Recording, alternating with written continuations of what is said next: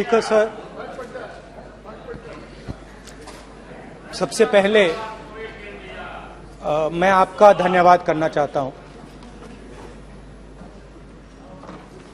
कि आपने मुझे लोकसभा में रीइंस्टेट किया।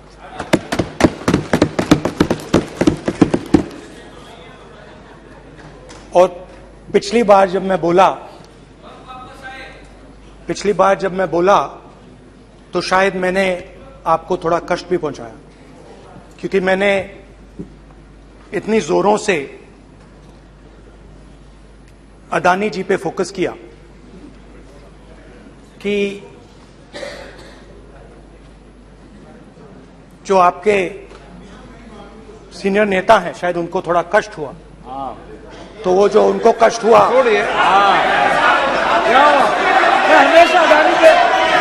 हमेशा अदानी पे अभी भी कष्ट हो रहा है। वो जो कष्ट हुआ, अभी भी कष्ट हो रहा है। विषय पे आइए, विषय पे। अभी भी कष्ट हो रहा है। ये देखिए, ये सारे नहीं मगर सुनिए तो वो जो कष्ट हुआ 1 2 3 4 5 उसका असर शायद आप पे भी थोड़ा हुआ। तो इसके लिए मैं आपसे माफी मांगता हूं, मगर मैंने सिर्फ सच्चाई रखी थी। मगर आज जो मेरे बीजेपी के मित्र हैं, आज आपको डरने की जरूरत नहीं है, डरो मत। क्योंकि आज जो मेरा भाषण है, डरो मत और आप डरो मत।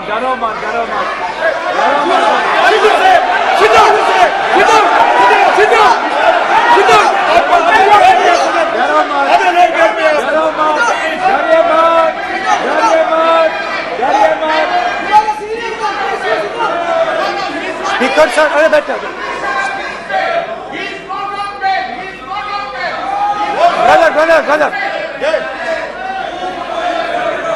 तो आज कोई घबराने की जरूरत नहीं है। आज मैं अपना भाषण, मेन जो भाषण है वो अदानी जी पे नहीं बोलने जा रहा हूं। आप छोड़िए, तो आप रिलैक्स कर सकते हैं, आप शांत रह सकते हैं, क्योंकि मेरा भाषण आज दूसरी डायरेक्शन में जा रहा है।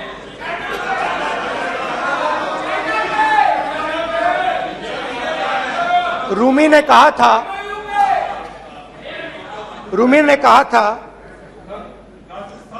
जो शब्द दिल से आते हैं वो शब्द दिल में जाते हैं। तो आज मैं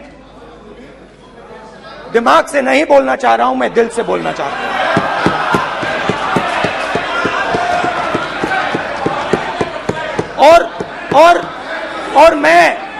और मैं आज आप लोगों पर इतना आक्रमण नहीं करूंगा। मतलब एक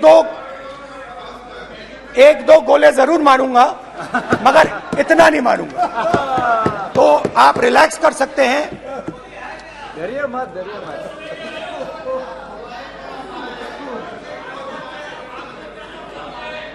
अरे रक्षा मंत्री जी आज संभाल लेंगे आप लोग।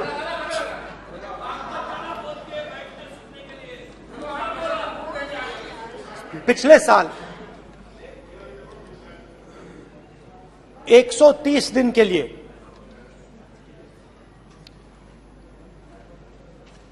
मैं भारत के एक कोने से दूसरे कोने तक गया, अकेला नहीं, बहुत सारे लोगों के साथ।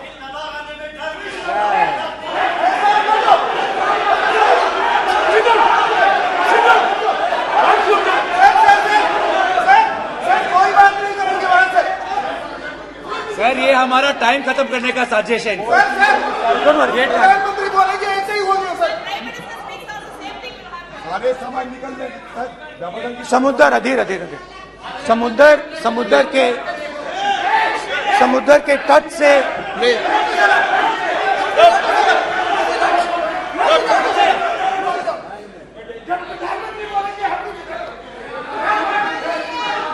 माननीय सदस्य प्लीज प्लीज ऐसे धमकाने का बात की मत बोलो यहाँ पे। यहाँ पे बोलिए, आप उधर भी हाँ बोलिए। प्लीज। मैं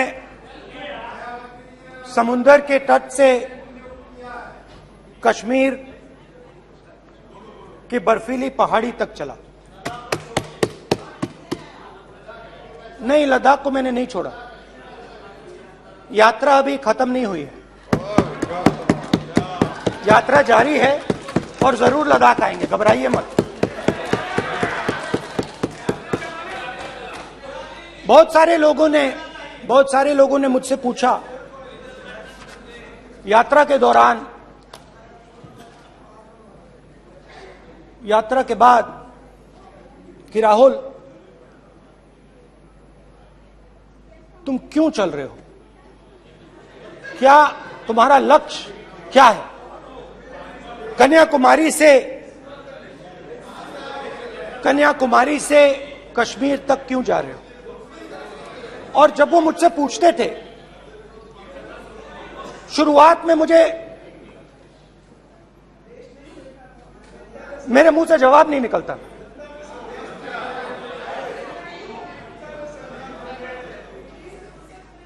शायद मुझे ही नहीं मालूम था कि मैंने ये यात्रा क्यों शुरू की। जब मैं कन्याकुमारी से शुरू हुआ,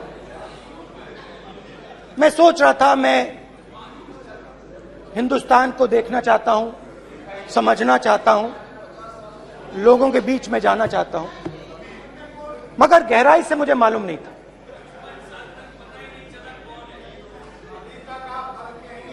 थोड़ी देर में मुझे बात समझ आने लगी।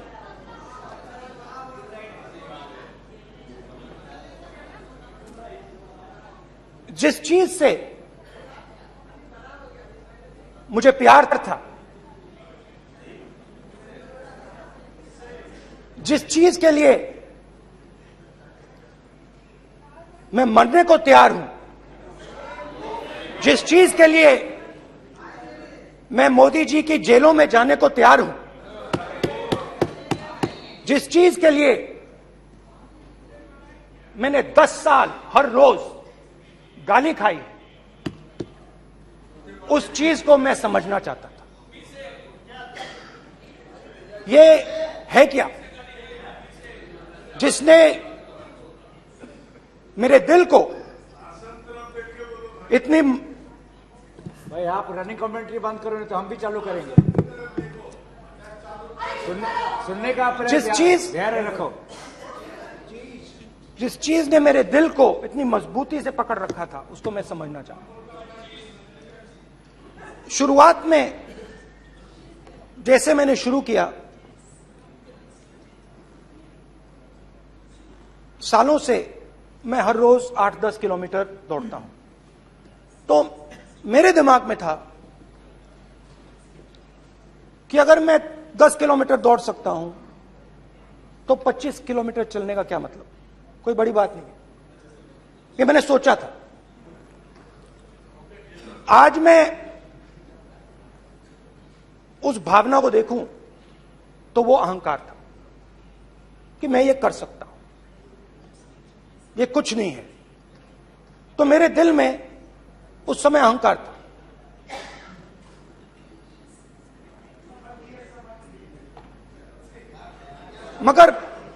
मगर भारत अहंकार को एकदम मिटा देता है, 1 सेकंड में मिटा देता है। तो हुआ क्या, 2-3 दिन में मेरे घुटने में दर्द शुरू हो गया। पुरानी इंजरी थी और जबरदस्त दर्द। हर रोज मैं उठूं और मेरे घुटने में दर्द, हर कदम में दर्द। तो पहले 2-3 दिनों में जो अहंकार था, जो मतलब भेड़िया जो निकला था, वो चींटी बन गई एकदम।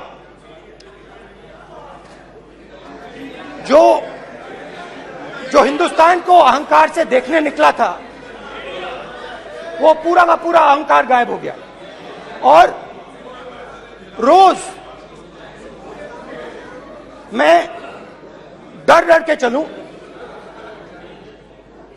कि क्या मैं कल चल पाऊंगा। ये मेरे दिल में डर था। और जब भी ये डर बढ़ता था, कहीं ना कहीं से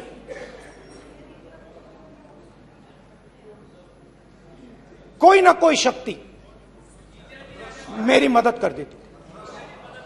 एक दिन मैं सह नहीं पा रहा था, एक छोटी सी लड़की आती है, मुझे चिट्ठी दे देती। मैंने चिट्ठी खोली, 8 साल की थी, उसमें लिखा था, Rahul, I am walking with you, don't worry. उसने मेरे पैर में चोट देखी और उसने अपनी शक्ति मुझे दे दी। सिर्फ उसने नहीं, लाखों लोग ने। और शुरुआत में जब मैं चल रहा था, कोई किसान आता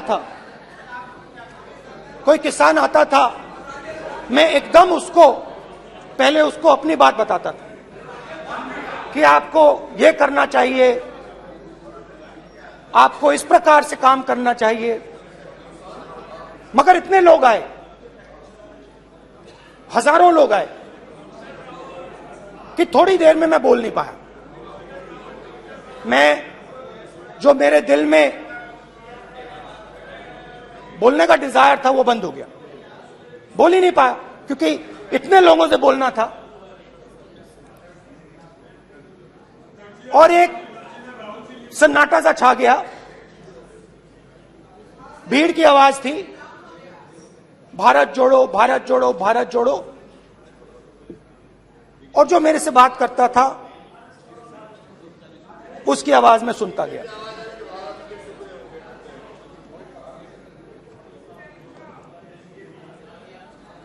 हर रोज सुबह 6 बजे से रात 7-8 बजे तक आम आदमी, गरीब, अमीर, बिजनेसमैन, किसान, मजदूर, सबकी आवाज।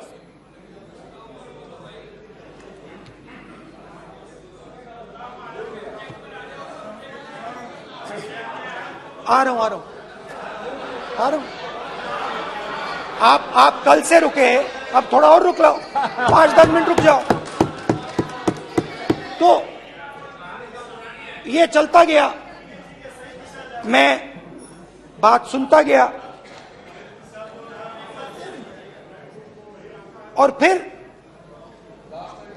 मेरे पास एक किसान आया, और किसान ने हाथ में रुई पकड़ी हुई थी, और उसने मुझे कहा, अध्यक्ष महोदय,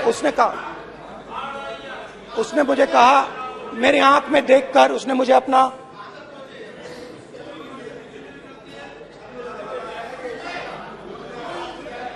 वो रुई का बंडल दिया, और उसने कहा, राहुल जी, यही बचा है मेरे खेत का, यही बचा है, और कुछ बचा नहीं है। मैंने उससे, जो मैं नॉर्मली सवाल पूछता था, भैया आपको बीमा का पैसा मिला, वो पूछा। बीमा का पैसा मिला, वो पूछा। और किसान ने मेरा हाथ पकड़ा। किसान मुझे कहता है कि नहीं राहुल जी, मुझे बीमा का पैसा नहीं मिला, हिंदुस्तान के बड़े उद्योगपतियों ने वो मुझसे छीन लिया। मगर इस बार बड़ी अजीब सी चीज हुई। जब मैंने किसान को देखा और वो मुझसे बोल रहा था, तो जो उसके दिल में दर्द था वो मेरे दिल में आया। जो उसके आंखों में शर्म थी जब वो अपनी बीवी से बात करता था, वो शर्म मेरी आंखों में आई। जब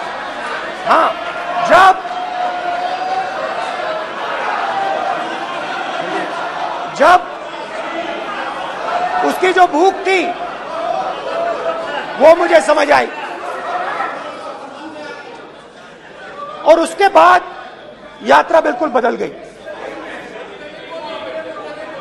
मुझे भीड़ की आवाज नहीं सुनाई देती थी, मुझे सिर्फ उस व्यक्ति की आवाज सुनाई देती थी जो मेरे साथ बात कर रहा था। उसका दर्द, उसकी चोट, उसका दुख, मेरा दुख, मेरी चोट, मेरा दर्द बन गया। समझने की कोशिश करो।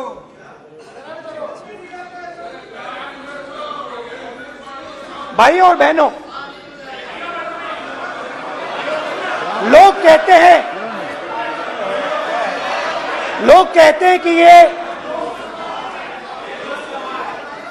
देश है,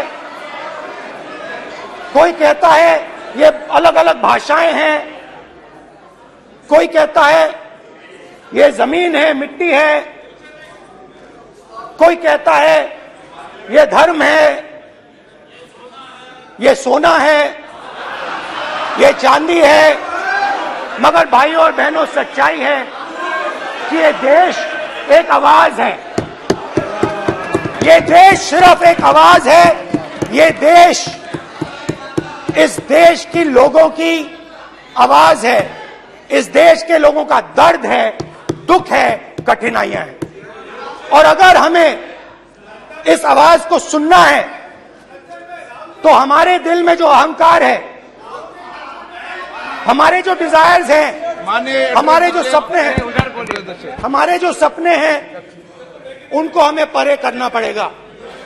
जब हम अपने सपनों को परे करते हैं, तब हमें हिंदुस्तान की आवाज सुनाई देती है।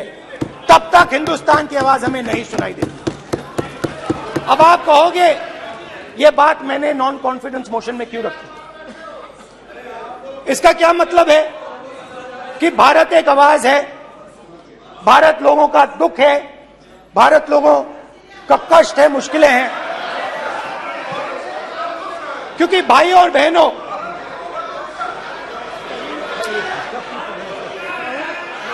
अध्यक्ष महोदय, अब पूरा सूद समेत जवाब तुमको मिलेगा। पूरा सूद समेत जवाब देंगे सर। फिर आप हमें मत रोकेगा सर। अध्यक्ष महोदय, फिर आप हमें मत रोकेगा सर।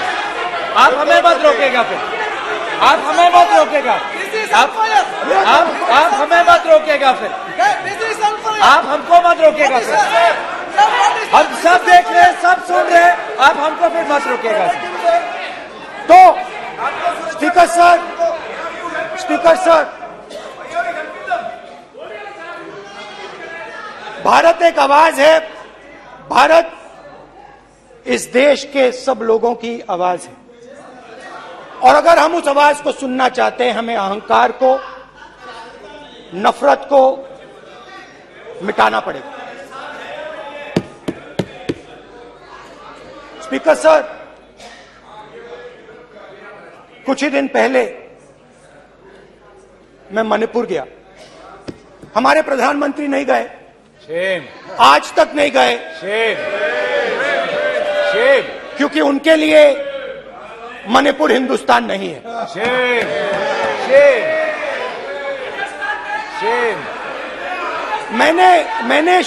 मैंने मणिपुर शब्द प्रयोग किया, मगर आज की सच्चाई यह है कि मणिपुर नहीं बचा है। मणिपुर को आपने दो भाग में कर दिया है। मणिपुर को आपने बांट दिया है, तोड़ दिया है। मैं मणिपुर में रिलीफ कैंप्स में गया। रिलीफ कैंप में आज जा रहा हूं, आज जा रहा हूं मणिपुर में रिलीफ कैंप में मैंने महिलाओं से बात की। ठीक है सर, अब आप हंगामा मत रोकेंगे। It's not fair. आप हमको मत रोकेंगे। You tolerate this all this. Sir, Don't allow this. पूरा टाइम No, देंगे। sit down. पूरा टाइम देंगे। Why you all this hooligan? कल देखेंगे, कल देखेंगे, कल देखेंगे। प्रधानमंत्री बात नहीं करेंगे सर, प्रधानमंत्री की बात नहीं करेंगे सर ऐसे।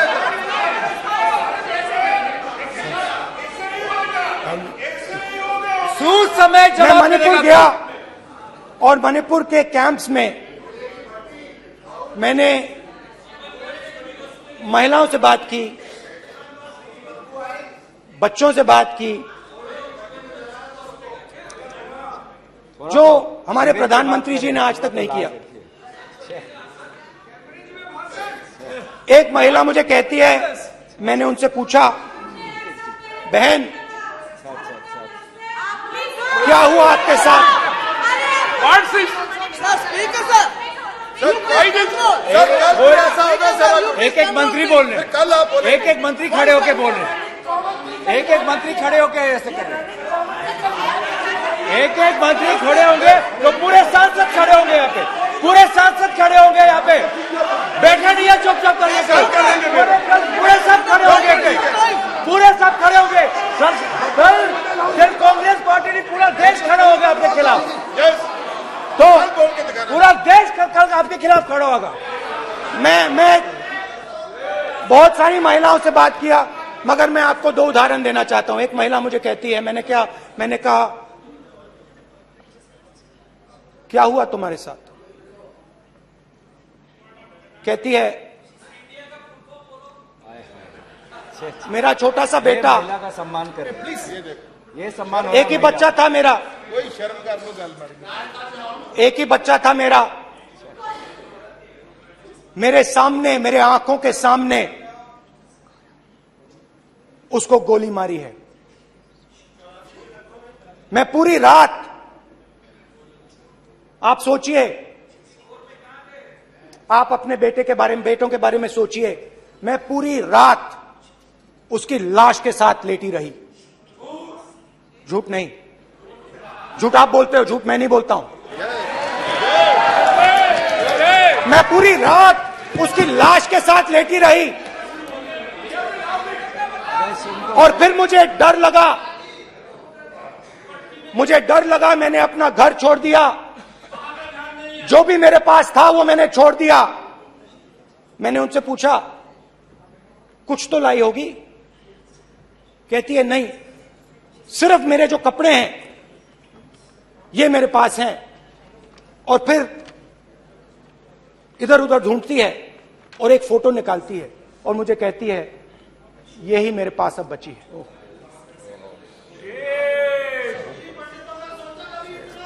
एक और उदाहरण,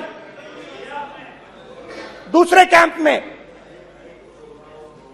मैं, एक महिला मेरे सामने आती है, मैं उससे पूछता हूं, तुम्हारे साथ क्या हुआ? क्या हुआ तुम्हारे साथ? और जैसे ही मैंने ये सवाल पूछा,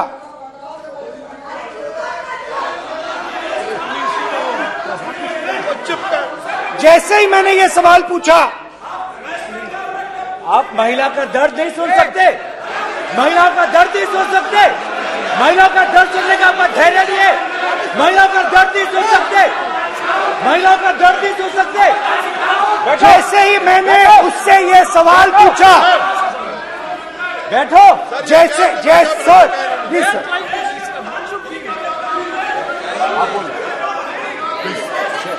शर्म करिए, शर्म करिए। जैसे ही मैंने उससे सवाल पूछा, तुम्हारे साथ क्या हुआ, शर्म नहीं है तेरे को? वैसे ही एक सेकंड में वो कांपने लगी। उसने अपने दिमाग में वो दृश्य देखा और वो बेहोश हो गई, मेरे सामने कांपती हुई बेहोश हो गई। तो ये मैंने आपको सिर्फ 2 उदाहरण दिए हैं। स्पीकर सर, इन्होंने मणिपुर में हिंदुस्तान की हत्या की है, सिर्फ मणिपुर की नहीं, हिंदुस्तान की हत्या की है। इनकी राजनीति ने मणिपुर को नहीं, हिंदुस्तान को मणिपुर में मारा है। हिंदुस्तान को कत्ल किया है, हिंदुस्तान का मर्डर किया है मणिपुर में।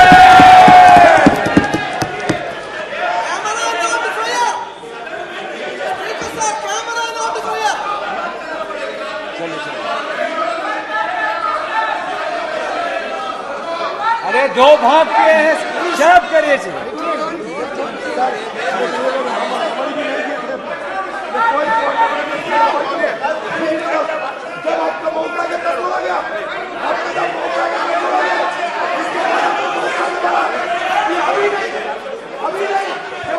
माननीय सभी सदस्यों से कहूंगा शांति रखें, प्लीज प्लीज। मणिपुर, हाँ क्या बोल रहे हैं? अब बोलिए। अरे भाई क्या बात है?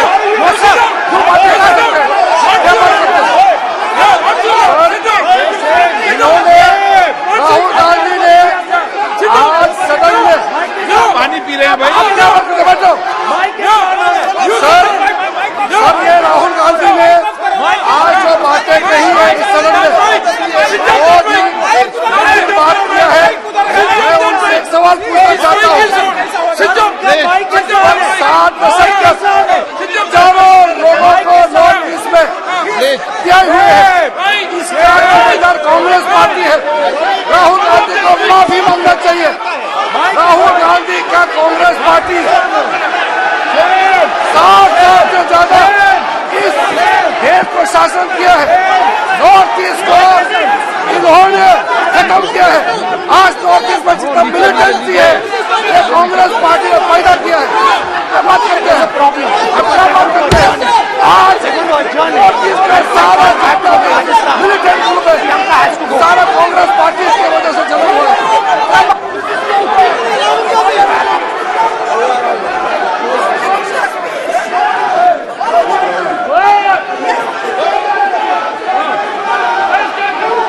Okay, back. Aja, back. Hemant, सबको पीछे ले आओ। Back. हाईवे। हो गया।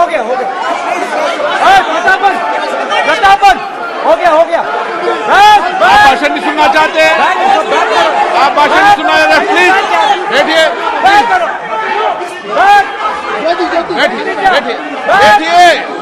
प्लीज बैठिए, प्लीज बैठिए।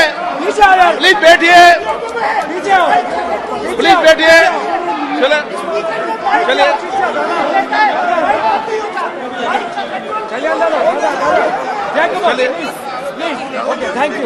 Thank you.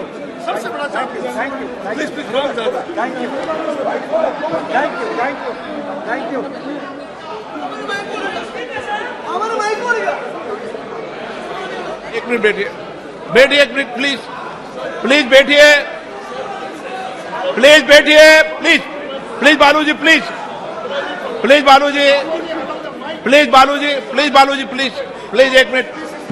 एक मिनट प्लीज बैठिए। माननीय सदस्यगण, नहीं सकते। जिस तरीके का व्यवहार आप टेबल पर आकर कर रहे हैं, इस तरीके से सदन नहीं चलेगा। ये तरीका ठीक नहीं है। जब मैंने किसी को कहा है तो कहा है, ऐसे सदन नहीं चलेगा। और सदन नहीं चलाना चाहते अलग बात है।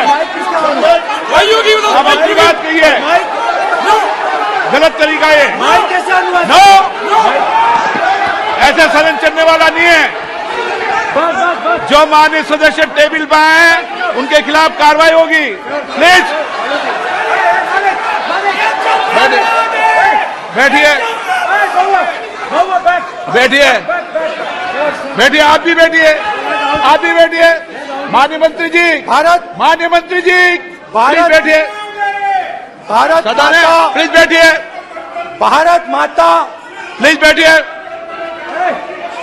Please brother. मैं बहुत शांति से सुन रहा हूं, इसका तरीका ये नहीं है उचित हो कि आप टेबल पर आए। नहीं, गलत तरीका ये। आप जैसे मैंने माननीय sir please, please brother please भैया पानी ले।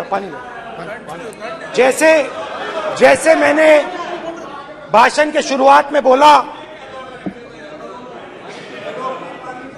भारत एक आवाज है, भारत हमारी जनता की आवाज है, दिल की आवाज है। उस आवाज की हत्या आपने मणिपुर में की।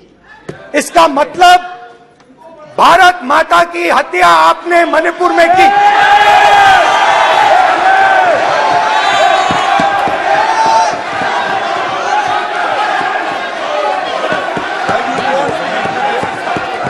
भारत माता को आपने मणिपुर के लोगों के मारा, आपने मणिपुर के लोगों को मारकर भारत की हत्या की है। आप देश द्रोही हो, आप देशभक्त नहीं हो, आप देश प्रेमी नहीं हो, आप देशद्रोही हो। आपने देश की हत्या मणिपुर में की। प्लीज एक मिनट, प्लीज बैठिए, प्लीज बैठिए।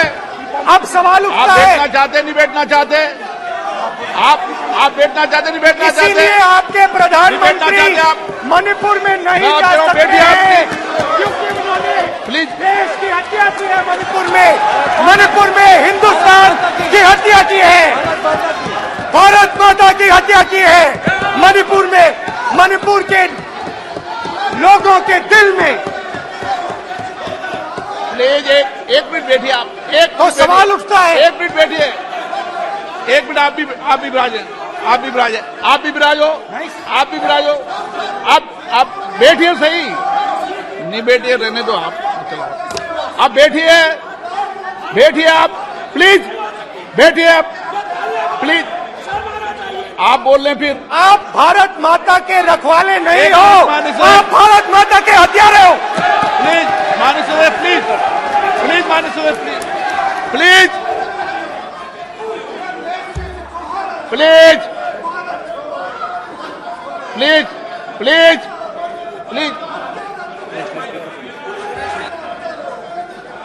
देखिए माननीय सदस्यगण, प्लीज माननीय सदस्यगण, भारत मां हमारी मां है, हमें सदन में बोलते समय संयम बरतना चाहिए। मेरा अपनी मां की हत्या की बात कर रहा हूं, मैं मणिपुर में अपनी मां की हत्या की बात कर रहा हूं, मैं आदर से बोल रहा हूं। आपने मेरी मां की हत्या की मणिपुर में। एक मेरी मां यहां बैठी है, दूसरी मां को आपने मणिपुर में मारा है।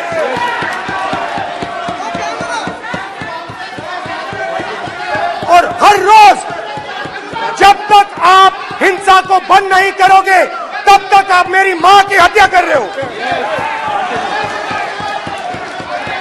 हिंदुस्तान की सेना मणिपुर में एक दिन में शांति ला सकती है, हिंदुस्तान की सेना का प्रयोग नहीं कर रहे हो, क्योंकि आप हिंदुस्तान को मणिपुर में मारना चाहते हो।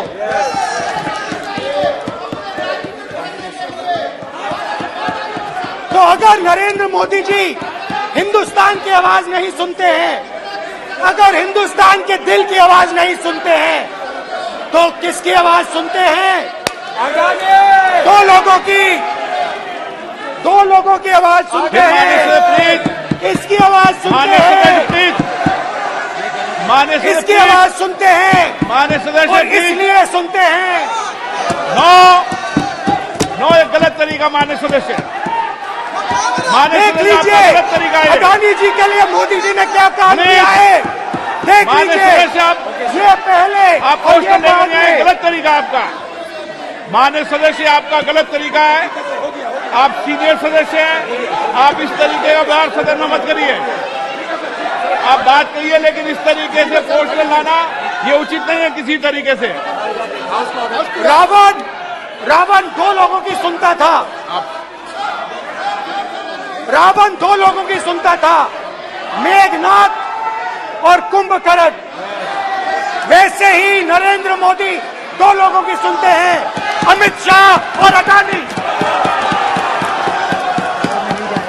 भाई और बहनों, लंका को हनुमान ने नहीं जलाया था, लंका को रावण के अहंकार ने जलाया था। प्लीज माननीय सदस्य, आप संयमित बोले।